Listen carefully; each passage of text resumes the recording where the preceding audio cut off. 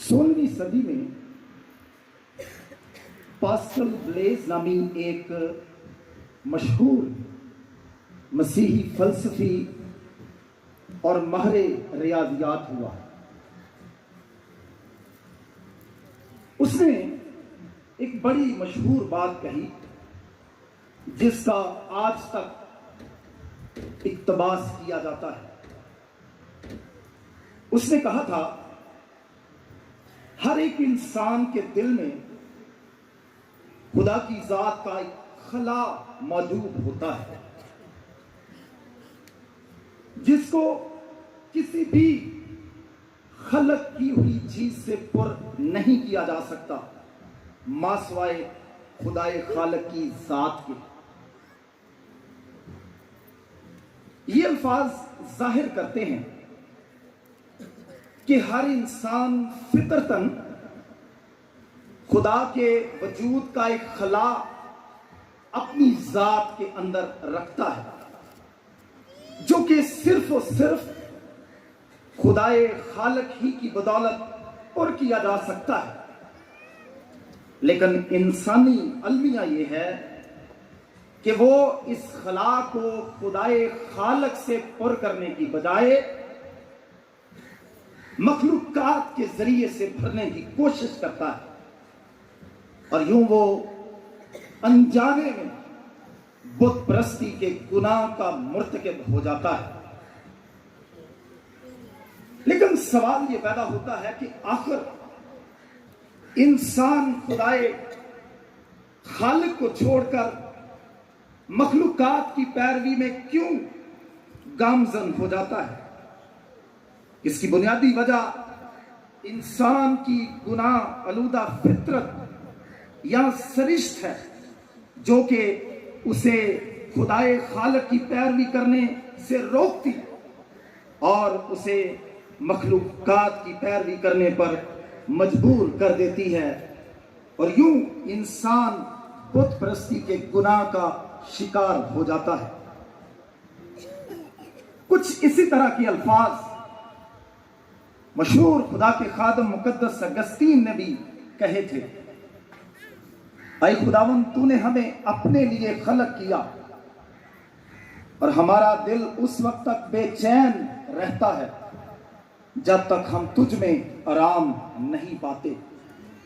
لہذا ہمیں اپنی زندگیوں میں حق المقدور کوشش کرنی چاہیے کہ جو جگہ خدائے خالق کے لیے ہماری زندگیوں میں بنی ہوئی ہے ہم کبھی بھی اس جگہ کو مخلوقات کے سپرد نہ کریں۔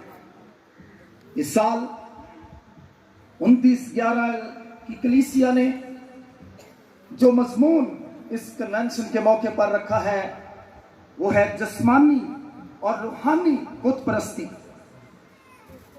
میں سمجھتا ہوں کہ یہ ایک بہت اہم مضمون ہے اور بلا شبہ ہر دور میں بت پرستی کا مسئلہ خدا کے لوگوں کو درپیش رہا ہے۔ اس لیے اس موضوع پر خدا کا کلام سننا ہمارے لیے انتہائی برکت کا باعث ہو سکتا ہے، اس لیے آج ہم اس موضوع پر خدا کا کلام سنیں گے۔ لیکن اس سے قبل کہ ہم جسمانی اور روحانی بت پرستی کے فرق کو سمجھیں، پہلے ہمیں سمجھنا ہے کہ بت پرستی کیا ہوتی ہے۔ میرے عزیزو، بت پرستی سے مراد کوئی بھی ایسی چیز،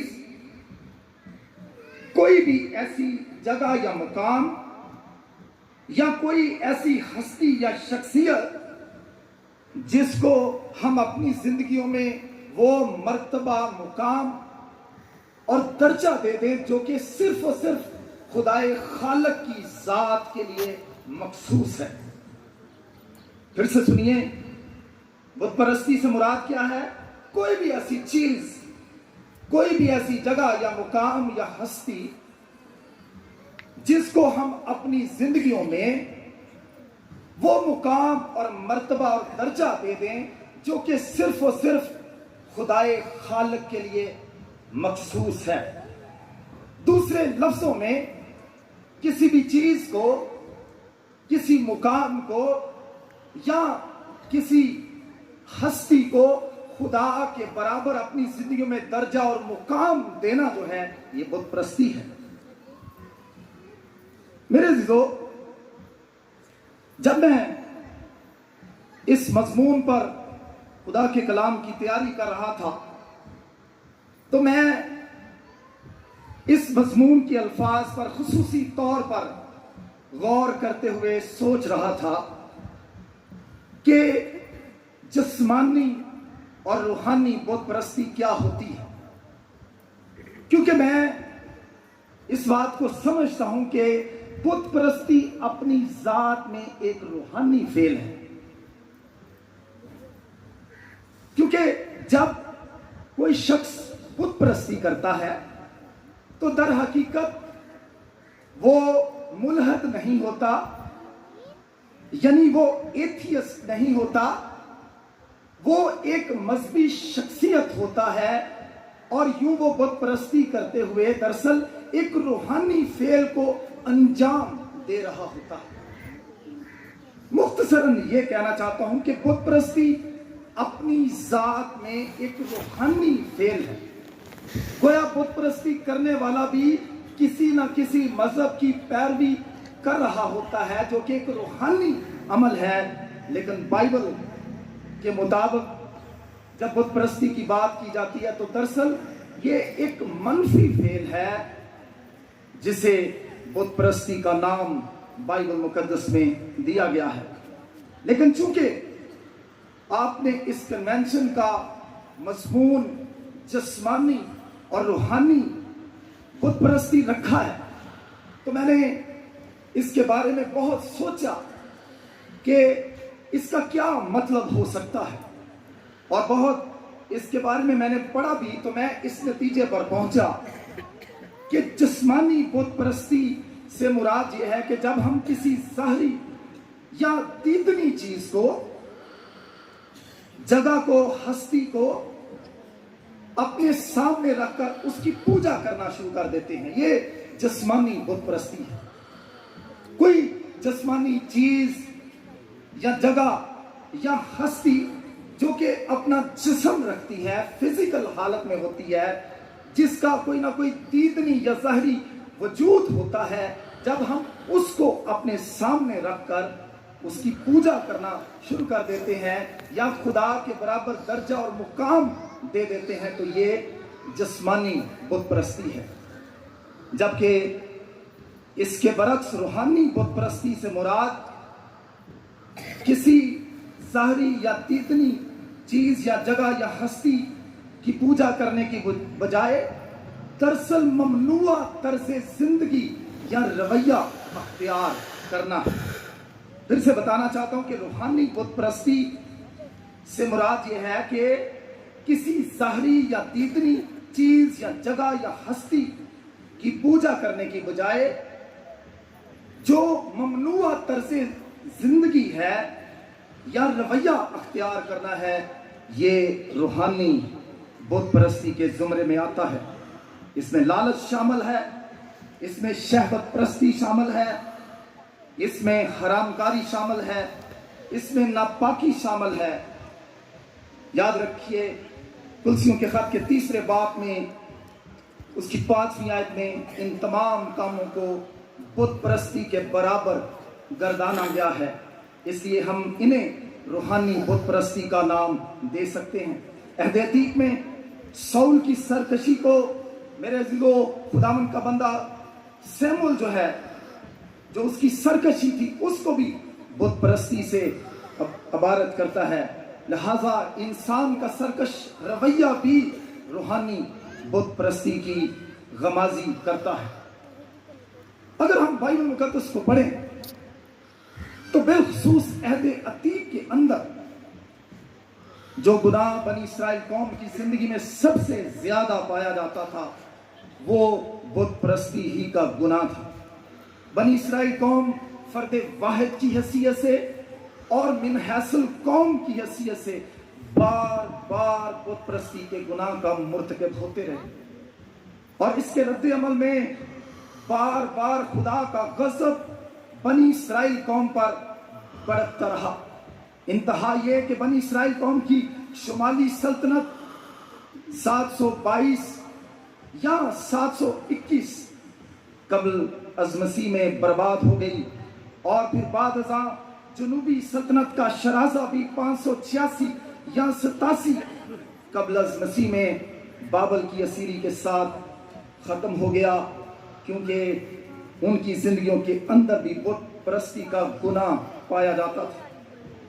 मिस्र की गुलामी से आज़ाद होने के बाद सोने का बछड़ा बनाकर पूजा करना, गाजियों के ज़माने में बाल और यसीरतों की पूजा करना, इस्राएली बादशाहों के दौर में खुसूसन अखीयब के ज़माना में बाल की पूजा करना 4 दांगे आलम था। मोलक देवता की पूजा करना बुत परस्ती की नुमाया मिसालें हैं। ताहम ये बात दिलचस्पी से खाली नहीं है कि असीरी से आने के बाद बनी इसराइल कौम की जिंदगी में नुमाया तब्दीली आई और वो बिलाशुबा बुत परस्ती से दूर हुए। इसीलिए अंजीली बयानात में और खुदावंद यीशु मसीह की तालीमात में बुत परस्ती का बहुत कम तज़किरा मिलता है, जिसे हम जिस्मानी बुत परस्ती का नाम दे सकते हैं। ताहम ममनुआ तर्ज जिंदगी की बाबत मेरे अज़ीज़ों खुदावंद यीशु मसीह बार बार बात करते हुए दिखाई देते हैं, जिसे हम रूहानी बुत परस्ती का नाम दे सकते हैं। मेरे अज़ीज़ों, जहाँ बाइबल मुकद्दस में हमें खास तौर पर अहद अतीक में बुत परस्ती की तरफ शदीद रुझान को देखते हैं, वहाँ पर हम बेशुमार ऐसे खूबसूरत लोगों को भी देखते हैं, ईमानदारों को भी देखते हैं। जब उन्हें बुत परस्ती पर उकसाया गया तो वो बुत परस्ती के खिलाफ खड़े हुए। एलिया के ज़माना में जब हर तरफ बुत परस्ती का राज था और एलिया समझा कि सिर्फ मैं ही अकेला बच निकला हूँ, बाकी सब बाल के पैरोकार हो गए हैं, तो खुदा ने उस पर ज़ाहिर होकर उसको कहा कि अभी तक 7000 ऐसे लोग हैं जिन्होंने अपने घुटने बाल के आगे नहीं टेके। आखस के बरक्स उसका बेटा हिजकिय्याह बुत परस्ती के बहुत खिलाफ था। इसके अलावा दानियल, सदरक, मीशक और अबदनगो, जिन्हें हम हननिया, मीसाइल और अज़रिया के नाम से जानते हैं, वो बुत परस्ती के खिलाफ खड़े हुए और जान देने तक जिंदा खुदा के वफादार रहे। मेरे अज़ीज़ों, बाइबल मुकद्दस में बुत परस्ती की ममानत की वाज़ेह तालीम जो है वो 10 अहकाम के अंदर मिलती है, और पहले दोनों अहकामात जो हैं वो बुत परस्ती की ममानत की तालीम देते हैं। खुदावंद ने कहा कि तू मेरे हुज़ूर गैर माबूदों को ना मानना, कोई तराशी हुई मूरत ना बनाना। मेरे अज़ीज़ों, खुदावंद के कलाम के अंदर 10 अहकाम के अंदर खुसूसन पहले 2 अहकाम के अंदर बुत परस्ती की वाज़ेह हमें मुमानत नजर आती है। लेकिन मेरे अज़ीज़ों, आज जब हम इस कन्वेंशन के मौके पर जमा हुए हैं तो हमें ये सवाल पूछना है कि क्या बुत परस्ती का मसला सिर्फ पुराने अहदनामे के ईमानदारों का मसला था, या नए अहदनामे की कलीसिया का भी ये मसला था, और क्या आज खुदा के लोगों को ये मसला दरपेश है या नहीं है। मेरे अज़ीज़ों, जहां पुराने अहदनामे के अंदर लोग बुत परस्ती के गुनाह के मुर्तकिब थे, इसी तरह से वो तमाम लोग जो गैर इक़वाम से तब्दील हुए और वो इब्तदाई कलीसिया का हिस्सा बने, वो भी बुत परस्ती के गुनाह का शिकार थे। इसीलिए मेरे अज़ीज़ों, खुसूसन जब हम पहले करंथियों के खत को पढ़ते हैं 8वें बाब से लेकर 10वें बाब तक, खुसूसी तौर पर खुदावंद का बंदा पौलुस जो है वो बुत परस्ती की बात करता है, और 10वें बाब की 14वीं आयत में वो ईमानदारों को बुत परस्ती से भागने का दर्स देता है। बुतों से बचे रहो, बुत परस्ती से भागो। सो मेरे अज़ीज़ों, पुराना अहदनामा हो या नया अहदनामा हो, खुदा के लोग बार बार बुत परस्ती के गुनाह का मुर्तकिब होते रहे, लेकिन खुदा के नबी, खुदा के लोग बार बार उनको बुत बुत परस्ती से बाज आने की तालीम देते रहे और उनको खुदा की तरफ वापस बुलाते रहे। लेकिन सवाल अब पैदा होता है कि क्या आज हमारी कलीसियों का ये मसला है या नहीं है।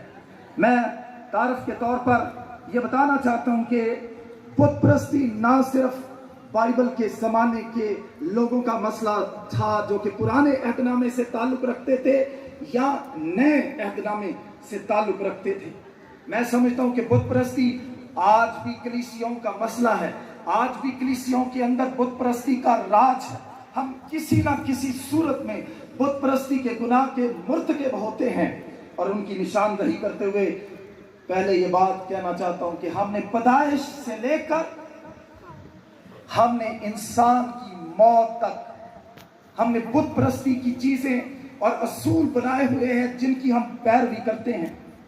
मेरे अज़ीज़ों, पहली मिसाल मैं देना चाहता हूं कि जब हमारे घरानों में बेटे पैदा होते हैं या बेटियां पैदा होती हैं, खास तौर पर बेटों की पैदाइश के मौके पर जब बेटा पैदा होता है तो दरवाजे पर आज भी लोग एक खास दरख्त के पत्तों को बतौर सेहरा बांधते हैं। मैं समझता हूं कि ये एक बुत परस्ती की बात है जो इसको आज भी हमारी कलीसियों के अंदर दोहराया जाता है। हमला खवातीन जो उम्मीद से होती हैं या ज़च्चगी की हालत में होती हैं, बहुत दफ़ा मैंने अपनी आंखों से मुशाहिदा किया है कि उनकी चारपाइयों पर लोहे की चीज़ें, ताले या छुरियां रखी जाती हैं। मैं इन चीज़ों का चश्मदीद गवाह हूँ। मैंने अपनी आंखों से ऐसी बातें लोगों की जिंदगी में देखी हैं।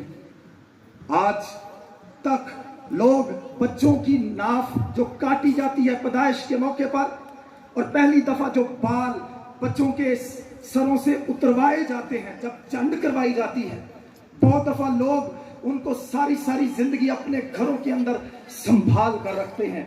मैं समझता हूं यह भी एक बुत परस्ती की अलामत है जिस पर हमें सोचने की जरूरत है। बच्चे जब अवाइल उम्री में होते हैं, बहुत दफा जब बच्चे कांपते हैं या शोर से वो तिबक जाते हैं, मैंने बहुत दफा देखा है कि लोग कहते हैं जी इनके बाजू पर हिंग बानी जाए। बहुत दफा मेरे अज़ीज़ों, जब हमारे बच्चे को खांसी, नज़ला, जुकाम या बुखार हो जाता है, माएँ अक्सर आज भी कहती हैं कि 7 तीलियां मारी जाए या 7 मर्चे मारी जाए और फिर इनको आग में फेंका जाए। ये कहां से सारी बातें आई हैं? मेरे अज़ीज़ों, जिस जगह मैं रहता हूं, कुछ साल कबल जब मेरे बच्चों को मम्स निकले, जिन्हें हम पंजाबी में कनुए कहते हैं, तो बहुत सारी बहनों ने आकर कहा, पादरी साहब आप उस बुजुर्ग के पास 82 चक में जाएं, वो दम करता है और वो नमक लगाता है और आपके बच्चों के जो कनुए हैं या मम्स जो हैं ये बिल्कुल ठीक हो जाएंगे। मैं समझता हूँ ये भी एक बुत परस्ती की अलामत है। नए घरों को लोग तामीर करते हैं, उसकी छतों पर आज भी कई लोग हंडिया रखते हैं, जानवरों के गलों में जूतियां डालते हैं, शादी ब्याह के मौके पर पानी बारना और इसी तरह से और शादी की बेशुमार ऐसी रसूमात हैं जो कि बाइबल मुकद्दस से बिल्कुल मुतसादम है। आज भी मेहमानों की आमद पर चौखटों पर तेल उंडेलना ये गैर इकवाम से आई हुई रसूमात है जो कि बुत परस्ती के बराबर है। और जब कोई मर जाता है, बहुत दफा 7 फल दूसरे दिन बांटे जाते हैं और बाज़ औक़ात 40 दिनों तक मुख्तलिफ लोगों को खाना खिलाया जाता है। लोग आज भी हमारी कलीसियों के अंदर मेलों पर जाते हैं। लोग आज भी साल के बाद किसी मेले पर जाकर चतड़े चराते हैं। और इसी तरह से मैंने इस बात का मुशाहिदा किया है, 14 साल मुझे पासवानी खिदमत में हुए हैं, लोग आज भी जुमेरात के दिन कुछ हस्तियों के लिए चिराग जलाते हैं। मेरे अज़ीज़ों, इन सारी बातों का तज़किरा करने का मकसद ये है कि हमारी कलीसियाओं के अंदर भी किसी न किसी हद तक बुत परस्ती के जरासीम मौजूद हैं। खुदा के लोग होने के बावजूद, खुदावन पर भरोसा और तकिया करने के बावजूद आज भी लोग हमारी कलीसियों में बुत परस्ती के गुनाह का शिकार होते हैं। मैं जो हवाला आज आपके सामने पढ़ा गया है, मैं उससे चंद एक बातें आपके गोश गुजार करना चाहता हूँ। ये एक मशहूर हवाला है जिसमें याकूब की बीवी राखल का तस्करा मिलता है। जब याकूब और राखल मेरे जिदो अपने मामू लाबन के यहाँ से वापस आ गया, तो खुदा का कलाम कहता है कि जिस दिन वो वापस आया, लाबन पशम कुतरने के लिए गया हुआ था। उसे इल्म नहीं था कि उसका दामाद और उसकी बेटियां इस तरह से यकलक घर को छोड़कर चली जाएंगी। और ऐसा हुआ। और जब वो तीसरे दिन लौटा तो कलाम कहता है कि जब वो घर वापस आया तो उसने देखा कि उसके पुत्र नहीं है।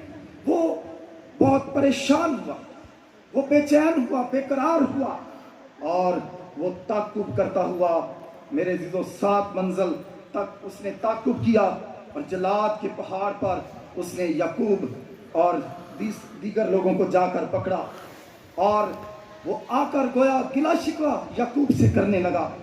और तब लाबन ने याकूब से कहा कि तूने ये क्या किया कि मेरे पास से चोरी चला आया, मेरी बेटियों को इस तरह से ले आया कि गोया वो तलवार से असीर की गई हैं, और तू छुप कर क्यों भागा और मेरे पास से चोरी क्यों चला आया और मुझे कुछ कहा भी नहीं, वरना मैं तुझे खुशी खुशी बेटे बेटियों को तबले और बरबत के साथ मैं रुखसत करता। वो कहता मुझ में ताकत थी कि जैसा सलूक मैं तुझसे करना चाहता मैं करता, लेकिन तेरे बाप के खुदा ने रात को मुझसे ख्वाब में मुखातब होकर कहा कि तू मेरे बेटे को हाथ ना लगाना, तू याकूब को हाथ ना लगाना, उसे कुछ बुरा भला ना कहना। वो कहता है ठीक है तू ले आया है, लेकिन मुझे ये बता कि तू मेरे बुतों को क्यों चुरा कर ले आया। याकूब को इस बात का इल्म नहीं था कि उसकी बीवी राखल अपने बाप के बुतों को चुरा कर ले आई है। मेरे अजीजों, उसने लाबन से कहा कि तू ढूंढ ले, और मेरे अजीजों राखल ने क्या किया, राखल ने उन बुतों को लिया और वो अपने नीचे एक कुशन पर, जो कि ऊंट का बना हुआ कजावा था या एक कैले मूड़ा था या सोफा था या कुर्सी थी, उसने उन बुतों को अपने नीचे रख लिया और उसके ऊपर बैठ गई। और उसका बाप लाबन सारे खेमे के अंदर बुतों को टटोलता रहा कि कहीं से मिल जाएं, लेकिन वो बुत जो थे जिनको तराफीम मेरे जिदो इब्रानी जुबान में कहा गया है, कुछ स्कॉलर उसे सराफीम भी कहते हैं, वो छोटे साइज के थे। वो उनको अपने नीचे रख कर बैठ गई थी और उसने इस बात का बहाना किया कि मैं उस हालत में हूं जिसमें औरतें होती हैं, इसलिए मैं अपनी जगह से नहीं उठ सकती। मेरे अजीजों, मैंने इस हवाले को क्यों पढ़ा? उन बुतों की याकूब के मामू लाबन के लिए और राखल के लिए क्या अहमियत थी? वो क्यों उन बुतों को अपने बाप के घर से चुरा कर ले आई थी? इसकी क्या वजह थी? और वो क्यों जब उसका बाप लाबन उन बुतों को लेने के लिए आया, वो क्यों इस बात के लिए आमादा नहीं थी कि वो उन बुतों को वापस कर दे? क्या वजह थी? मुख्तलिफ खुदा के खादम जो हैं इस बारे में मुख्तलिफ आरा पेश करते हैं। पहली वजह जो खुदा का एक खादम जिसका नाम इबन अजरा है, वो कहता है राखल अपने बाप के बुतों को इसलिए लेकर आई थी ताकि उसका बाप उनको कभी तलाश ही ना कर सके, क्योंकि बुतों के जरिए से इस बात की कोशिश की जाती थी कि कोई शख्स कहां गया है। गोया बुतों को इस्तेमाल करते हुए फाल निकाला जाता था और वो इसलिए उन बुतों को ले आई थी। पहली राय खुदा का खादम इबन अजरा ये देता है ताकि ना उसके पास बुत हों और ना वो फाल निकाले, ना वो उन बुतों को किसी खास समत में रखे और ना उसको पता चले कि राखल और याकूब और बाकी सब कहां चले गए हैं। पहली राय ये है कि उन बुतों के जरिए से फाल निकाला जाता था और लोगों के बारे में علم حاصل کیا جاتا تھا کہ کوئی شخص کہاں چلا گیا ہے، معلومات اکٹھی کرنے کا یہ ذریعہ تھے۔ میرے عزیزو، وہ ان بتوں کو اس لیے لے آئی تھی تاکہ اس کے باپ کو ان کی رخصتی کا پتہ ہی نہ چلے۔ دوسری وجہ جو خداوند کا ایک مشہور خادم ہوا جو کہ یہودی مورخ ہے، یوسیفس، کہتا ہے کہ وہ ان بتوں کو اس لیے لے آئی تھی تاکہ بطور ایک درخواست ان بتوں کو باپ کے آگے رکھ سکے، تاکہ جب وہ ان کا تعاقب کرتا ہوا پیچھے آئے اور ان کو ہلاک کرنے کی کوشش کرے تو وہ ان بتوں کو بطور اپیل، بطور درخواست یا بطور واسطہ، سادہ لفظوں میں، وہ ان بتوں کو اپنے باپ کے آگے رکھے تاکہ وہ اس کو، اس کے شوہر کو اور خاندان کے دیگر افراد کو ہلاک نہ کرے۔ یہ یوسیفس یہودی مورخ جو ہے وہ دوسری رائے پیش کرتا ہے۔ ایک اور رائے یہ بھی ہے، بازل ہے، گریگری ہے، بڑے بڑے خدا کے خادم ابتدائی صدیوں میں ہوئے، مسیحی خدا کے خادم ہوئے، ان کی آراء کے مطابق ایک رائے یہ بھی ہے کہ راخل اپنے باپ کو بت پرستی کے گناہ سے باز رکھنا چاہتی تھی، اس لیے وہ ان بتوں کو لے آئی تھی۔ میرے عزیزو، ایک خدا کا خادم کہتا ہے چونکہ وہ راخل ابھی تک بے اولاد تھی، اس کے پاس اولاد نہیں تھی، اور اس نے اپنے شوہر سے بھی اس بات کے لیے اصرار کیا تھا، شکوہ کیا تھا کہ وہ اسے اولاد دے، اور یعقوب نے کہا تھا کہ کیا میں خدا ہوں جو تجھے اولاد دوں؟ کچھ خدا کے خادم کہتے ہیں چونکہ اس کے پاس اولاد نہیں تھی اور وہ سمجھتی تھی کہ یہ بت اس کے لیے گویا برکت کا باعث بنیں گے، کبھی خدا اس کی گود کو بھرے گا، کبھی وہ حاملہ ہوگی، اور وہ سمجھتی تھی کہ یہ بت گویا اس کے لیے ایک برکت کا وسیلہ ہوں گے جن کے ذریعے سے اس کو یہ برکت، اولاد کی برکت ملے گی۔ میرے عزیزو، اس کے ساتھ ساتھ خدا کا خادم جان کیلون جو پریسبیٹیرین نظام کا بانی ہے، جان کرسوسٹم، اور اسی طرح سے اسپیکرز کمنٹری، ان کے مطابق دراصل وہ بت اس لیے لے کر آئی تھی کیونکہ اس کا باپ لابن ارامی تھا جو کہ بتوں کی پوجا کرتا تھا۔ ان کے لیے، لابن کے لیے گویا وہ بت جو تھے اس کے خدا تھے، اور چونکہ وہ لابن کی بیٹی تھی، جان کیلون اور دیگر خدا کے خادم کہتے ہیں جو خدا لابن کے خدا تھے وہی خدا اس کی بیٹی اور دوسری بیٹی کے خدا تھے، اور وہ گویا ان بتوں کو اس لیے لے کر آئی تھی کیونکہ وہ اپنے باپ کو ان بتوں کی پوجا کرتے دیکھتی تھی، اور وہ چاہتی تھی کہ اگر میرا باپ ان بتوں کی پوجا کرتا ہے تو میں بھی ان بتوں کی پوجا کروں، یعنی جو مذہب میرے باپ کا ہے میں بھی اس مذہب کی پیروکار رہوں، اور وہ اس غرض سے ان بتوں کو لے کر آئی تھی۔ کچھ لوگ کہتے ہیں کہ وہ محافظت کے لیے ان بتوں کو لے آئی تھی، کچھ لوگ کہتے ہیں کہ راستے میں رہنمائی کے لیے کہ کس طرف جانا ہے وہ ان بتوں کو لے کر آئی تھی۔ ان ساری تشریحات سے جو ایک پہلو نمایاں نظر آتا ہے کہ زندہ خدا کے برعکس راخل اور اس کے باپ کی زندگی میں بت پرستی کا گناہ پایا تھا۔ اسے آپ جسمانی بت پرستی کہہ لیں، اسے آپ روحانی بت پرستی کہہ لیں، وہ زندہ خدا کے برعکس ہاتھ کے بنے ہوئے بتوں پر بھروسہ، تکیہ اور یقین کرتے تھے۔ اسی وجہ سے میرے عزیزو، راخل ان بتوں کو چرا کر لے آئی تھی۔ کچھ لوگ یہ بھی کہتے ہیں، ڈاکٹر اسلم ضیائی صاحب کہا کرتے تھے، یہ بت گویا پراپرٹی ڈاکیومنٹ ہوتے تھے، گویا یہ فرد کی حیثیت یہ بت رکھتے تھے، جس کے پاس یہ بت نکلتے تھے وہی خاندان کی املاک کا وارث ہوتا تھا۔ یہ آباء و اجداد کی طرف سے آتے تھے اور نسل در نسل میرے عزیزوں آگے منتقل کیے جاتے تھے.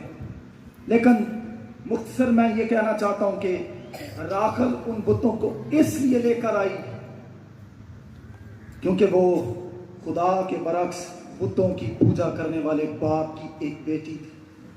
اور یہی نہیں ہم دیکھتے وہ نہ صرف چرا کر لے کر آئی ہے بلکہ وہ ان بتوں سے چھٹکارا بھی نہیں پانا چاہتی. جب اس کا باپ ان بتوں کو لینے کے لیے آیا تو وہ اس بات کے لیے قطعاً تیار نہیں تھی کہ وہ بت دوبارہ اس کے باپ کو واپس کر دیے جائیں، بلکہ وہ ان بتوں کو چھپا لیتی ہے اور ان پر بیٹھ جاتی ہے. اس کا باپ ٹٹولتا رہتا ہے خامے سے، لیکن وہ بت اس تک نہیں پہنچتے یا اس کی دسترس ان بتوں تک نہیں ہوتی کیونکہ راخل نے ان بتوں کو چھپایا ہوا تھا. میرے عزیزو آئیے اب ہم نکالیں پیدائش کی کتاب کا 35واں باب اور اس کی پہلی 4 آیات کو پڑھیں. میں جس طرف آپ کو لے کر جانا چاہتا ہوں، پیدائش کی کتاب 35واں باب پہلی 4 آیات. اور خدا نے یعقوب سے کہا اٹھ بیتیل کو جا اور وہیں رہ، اور وہاں خدا کے لیے جو تجھے اس وقت دکھائی دیا جب تو اپنے بھائی عیسو کے پاس سے بھاگا جا رہا تھا تو ایک مذبح بنا. تب یعقوب نے اپنے گھرانے اور سب ساتھیوں سے کہا بیگانہ دیوتاؤں کو جو تمہارے درمیان ہیں دور کرو، طہارت کر کے اپنے کپڑے بدلو، آؤ ہم روانہ ہوں اور بیتویل کو جائیں. وہاں میں خدا کے لیے جس نے میری تنگی کے دن میری دعا قبول کی اور جس راہ میں چلا میرے ساتھ رہا مذبح بناؤں گا. غور کیجئے، تب انہوں نے سب بیگانہ دیوتاؤں کو جو ان کے پاس تھے اور مندروں کو یعنی بالیوں کو جو ان کے کانوں میں تھے یعقوب کو دے دیا، اور یعقوب نے ان کو اس بلوط کے درخت کے نیچے جو سکم کے نزدیک تھا دبا دیا. میرے عزیزو پیچھے راخل جو ہے وہ ان بتوں کو اپنے ساتھ لے کر آئی اور باپ کے آنے پر اس نے اس بتوں کو چھپائے رکھا کیونکہ وہ اس کے لیے گویا ایک خدا کی حیثیت رکھتے تھے اور وہ بت پرستی کے گناہ کا شکار تھی. وہ زندہ خدا کی کے برعکس وہ بتوں پر ایمان، یقین اور توکل کرنے والی عورت تھی. یعقوب کو اب اپنے سسر کے گھر سے آئے ہوئے تقریباً 10 سال کا عرصہ گزر چکا اور اس کے ساتھ ساتھ یعقوب کو خدا کے ساتھ ایک وعدہ کیے ہوئے تقریباً 30 سال گزر چکے. نوٹ کیجئے، یعقوب کو اپنے سسر کے گھر سے آئے ہوئے تقریباً 10 سال کا عرصہ گزر چکا ہے اور یعقوب کو خدا کے ساتھ ایک خاص عہد کیے ہوئے جس میں جب وہ اپنے بھائی عیسو کے ڈر سے بھاگا تھا اور بھاگتے بھاگتے وہ ایک مقام پر لیٹ گیا تھا اور رات کو وہ کیا دیکھتا ہے کہ سیڑھی لگی ہوئی ہے اور فرشتے اوپر چڑھ رہے ہیں اور نیچے اتر رہے ہیں اور وہ اپنے خواب سے بیدار ہوا اور وہ ڈر گیا اور اس نے کہا یہاں پر خدا ہے. میرے عزیزو اس نے اس وقت وہاں پر 3 وعدے کیے تھے. 28ویں باب کے اندر میرے عزیزو ان ساری باتوں کا تذکرہ ملتا ہے. اس نے کیا کہا تھا کہ اے خداوند تو اگر مجھے میرے باپ کے گھر میں سلامتی سے واپس لے آئے تو اس نے کیا کہا تھا، پڑھ لیجئے 20 آیت میں لکھا ہے اور یعقوب نے منت مانی اور کہا اگر خدا میرے ساتھ رہے اور جو سفر میں کر رہا ہوں میری حفاظت کرے اور مجھے کھانے کو روٹی اور پہننے کو کپڑا دیتا رہے اور میرے باپ کے گھر سلامت لوٹوں تو خداوند میرا خدا ہوگا. پہلا وعدہ اس نے کیا کیا تھا، خداوند میرا خدا ہوگا. پھر اس نے دوسرا وعدہ کیا تھا کہ یہ پتھر جو میں نے ستون سا کھڑا کیا ہے خدا کا گھر ہوگا، دوسرا وعدہ کیا تھا. اور پھر تیسرا اس نے یہ وعدہ کیا تھا کہ خداوند جو کچھ مجھے دے اس کا 10واں حصہ میں ضرور ہی. اب یعقوب کو واپس آئے ہوئے 10 سال ہو چکے ہیں. 30 سال اس وعدے کو کیے ہوئے ہو گئے ہیں، کیونکہ 20 سال وہ اپنے سسر کے گھر میں رہا. 7 سال بکریاں چرائیں، راخل کے ساتھ شادی نہ ہوئی. 7 سال اور بھیڑ بکریاں چرانا پڑی، اور پھر بچے بھی وہاں پر پیدا ہوتے ہیں. تقریباً 20 سال تک وہ اپنے سسر کے گھر میں قیام کرتا ہے. 10 سال اسے واپس آئے ہوئے ہو گئے ہیں. 30 سال گزر گئے ہیں، اور خدا سے ایک وعدہ کیا ہوا ہے. اور خدا سے وعدہ کیا کیا ہوا ہے کہ بیتیل میں وہ خدا کے لیے ایک مذبح بنائے گا. خداوند اس کا خدا ہوگا. جو کچھ خداوند اسے دے گا وہ اس کا 10واں حصہ خداوند کو ضرور دے گا. 30 سال گزر گئے ہیں، اسے یاد ہی نہیں کہ میں نے خدا سے کیا وعدہ کیا. خداوند اس پر ظاہر ہوتا ہے 35ویں باب میں، اور خدا نے یعقوب سے کہا. خدا اس سے ہم کلام ہوا. 10 سال تجھے واپس آئے ہوئے ہو گئے ہیں. تو نے ایک وعدہ کیا تھا کہ خداوند تیرا خدا ہوگا اگر میں تجھے سلامت واپس لے آؤں. میں تجھے واپس لے آیا. تو نے کہا تھا میں اپنی آمدن کا 10واں حصہ تجھے ضرور ہی دوں گا.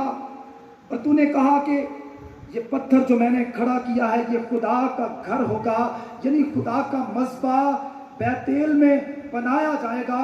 اس جگہ کا نام لوز تھا.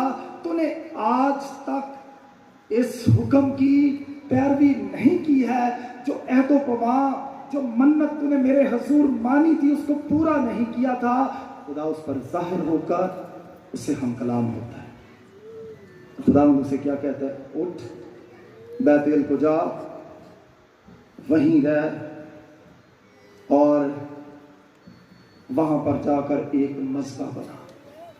یاد رکھیں، بہت دفعہ ہم ایماندار ہوتے ہوئے اپنی زندگیوں میں خدا کے ساتھ چلنے کے، اس کے ساتھ وفاداری کرنے کے بے شمار عہد و پیمان کرتے ہیں. لیکن خدا کا خادم میتھیو ہنری کہتا ہے کہ بہت دفعہ ہم اپنے ہی وعدوں کو توڑ دیتے ہیں. ہم جو عہد و پیمان خدا کی حضوری میں کرتے ہیں کہ اے خداوند ہم تیرے ساتھ وفاداری کے ساتھ چلیں گے، یہ کریں گے، وہ کریں گے، منتیں مانتے ہیں، بہت دفعہ ہم ان وعدوں کو خود ہی توڑ دیتے ہیں یا نظر انداز کر دیتے ہیں. خداوند اس پر ظاہر ہوا، اور خداوند اسے بیتیل میں جا کر مذبح بنانے کا کہتا ہے. اور اب کیا کرتا ہے؟ یعقوب اپنے گھرانے کے سارے لوگوں کو اکٹھا کرتا ہے. راخل بھی وہاں پر ہے، لیا بھی وہاں پر ہے، اور اسی طرح سے لونڈیاں بھی وہاں پر ہیں، بچے بھی وہاں پر ہیں. اور وہ گھر آ کر سارے پلان کو گھرانے کے سارے لوگوں کے سامنے رکھتا ہے. یعقوب نے اپنے گھرانے اور سب ساتھیوں سے کہا، پہلا کام اس نے کیا کہا؟ اب ہم نے بیتیل میں جا کر کیا کرنا ہے؟ خداوند کے لیے گھر بنانا ہے، مذبح بنانا ہے. وہاں پر جا کر خداوند کے حضور قربانی چرانی ہے، عبادت کرنی ہے. وہ ساری فیملی کو کیا کرتا ہے؟ بطور سربراہ ان کو اکٹھا کرتا ہے. اور پہلی بات ان کو کیا کہتا ہے؟ بیگانہ دیوتاؤں کو جو تمہارے درمیان ہیں دور کرو. بت پرستی کے گناہ کو اپنی زندگیوں سے دور کرو، کیونکہ ہم زندہ خدائے خالق کی پیروی کرتے ہیں. پہلے یعقوب کو اس بات کا علم نہیں تھا کہ راخل ان بتوں کو چرا کر لے آئی ہے. اب تقریباً 10 سال گزر چکے ہیں، یہ راز افشا ہو چکا ہے. اب یہ راز نہیں رہا. اسے علم ہے کہ نہ صرف اس کی بیوی بت پرستی کے گناہ کا مرتکب ہے، بلکہ اس کے نوکر چاکر گھر کے دیگر افراد بھی بت پرستی کے گناہ کا شکار ہیں. اس لیے اس سے قبل کہ یعقوب میرے عزیزو خداوند کے گھر کے لیے مذبح بنائے، وہاں پر جا کر قربانی کرے، خداوند کی عبادت کرے، خدا کے حکم کو پورا کرے، اس منت کو پورا کرے جو اس نے خدا کے حضور 30 سال پہلے مانی تھی وہ اپنے بطور سربراہ حرکت میں آتا ہے۔ میں پہلا خیال جو آپ کے سامنے رکھنا چاہتا ہوں بت پرستی کے حل کے لیے ہمیں بطور سربراہ کھڑے ہونے کی ضرورت ہے۔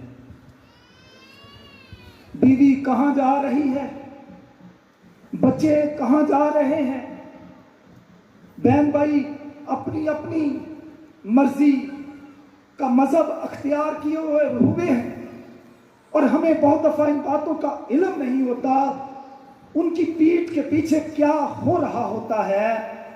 ہم اپنی روحانی زندگیوں میں بہت دفعہ مگن اور مشغول ہوتے ہیں یعقوب کی طرح، انہیں پتہ نہیں ہوتا کہ بیوی تو بت پرستی کے گناہ کی مرتکب ہو چکی ہے، اس کے نوکر جا کر بت پرستی کے گناہ کا مرتکب ہو چکے ہوتے ہیں۔ اب کئی دفعہ دیکھیں گے خدا یعقوب سے اس سارے عرصے میں ہم کلام ہوتا ہے۔ خدا نے اسے کہا تھا کہ واپس جا، اور وہ واپس آیا خدا کے کہنے کے مطابق، لیکن اسے یہ نہیں پتا کہ اس کے گھر میں کیا ہو رہا ہے۔ پہلی بات یہ کہنا چاہتا ہوں، گھر کے جو سربراہ ہیں، آپ دادا ہیں، آپ باپ ہیں، آپ کسی بھی کیپیسٹی میں ہیں، نانا کی حیثیت سے، شوہر کی حیثیت سے، باپ کی حیثیت سے، دادا یا نانا کی حیثیت سے، کسی بھی حیثیت میں ہے، آپ کو کھڑے ہونے کی ضرورت ہے۔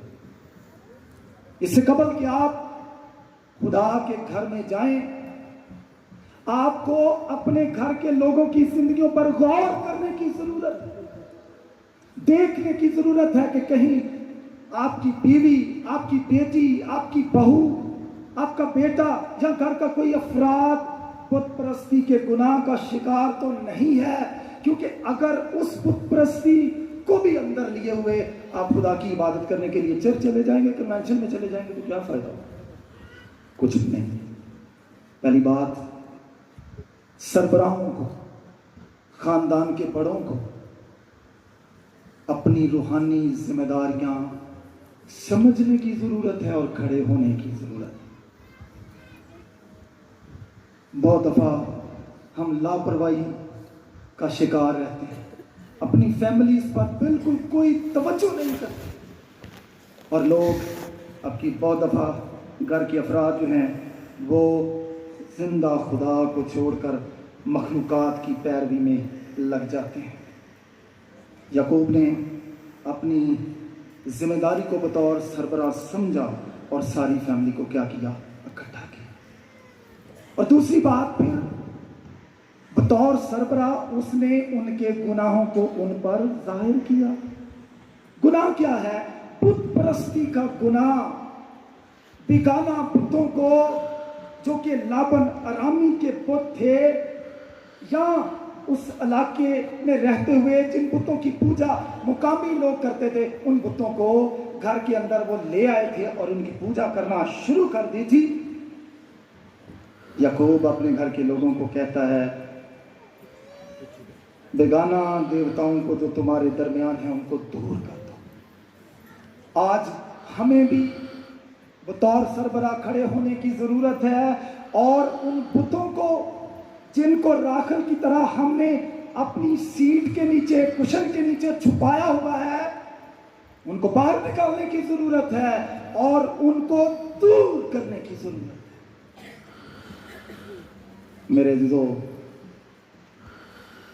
یہ بات اس نے اپنے گھر کے افراد کو کہی، اور تیسری بات اس نے کہی کہ طہارت کر کے اپنے کپڑے بدلو، طہارت کر کے اپنے کپڑے بدلو، یعنی اپنی جو نجاست کا لباس تم نے آج تک ساری زندگی پہنے رکھا ہے، بت پرستی کا لباس، خدا سے دوری کا لباس جو آج تک تم نے پہنے رکھا ہے، اس کو تم اتار دو، اپنے آپ کو پاک اور صاف کر کے براق ہو جاؤ، کیونکہ ہم نے بیتیل کو جانا ہے، وہاں پر قیام کرنا ہے، خدا کے لیے مذبح بنانا ہے، خدا کے لیے قربانی چڑھانی ہے۔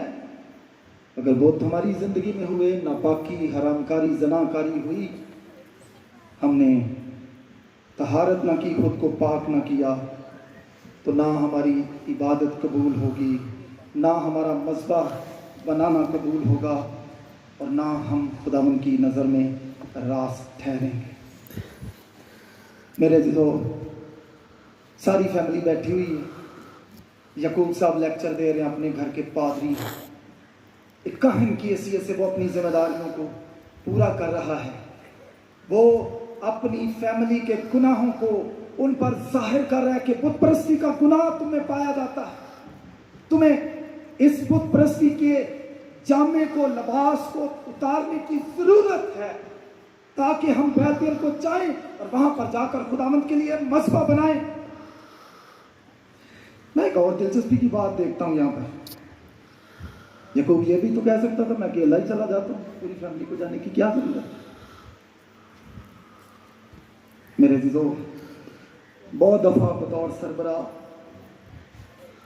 हमें इस बात को भी देखने की जरूरत है कि क्या कहीं मैं अकेला तो नहीं खुदा के साथ चल रहा।